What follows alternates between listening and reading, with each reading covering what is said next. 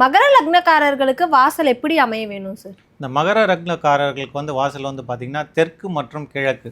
இந்த தெற்கும் கிழக்கும் வந்து இவங்களுக்கு வந்து சரியான வாசல் அமைந்து விட்டு ஜாதகமும் வந்து இவங்களுக்கு வந்து நல்ல நிலமையில சப்போர்ட் பண்ணால் இவங்க வந்து பார்த்திங்கன்னா இவங்களுக்கு கீழே வந்து வேலை செய்கிற வேலையாட்கள் வந்து நல்ல வேலையாட்கள் வந்து கிடைப்பாங்க இந்த மகர லக்னத்துக்கு.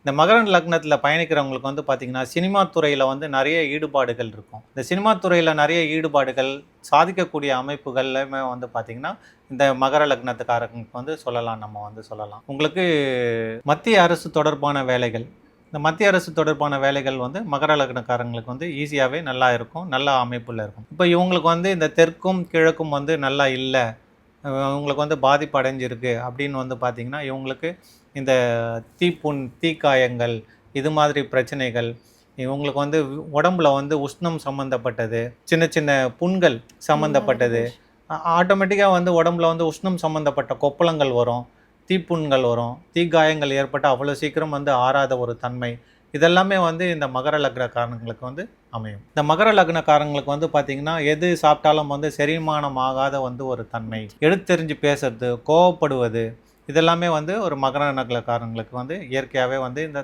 சரியான வாஸ்து அமைப்பு இல்லைன்னா அவங்களுக்கு இந்த நிகழ்வுகள்லாம் வந்து நடக்கும்.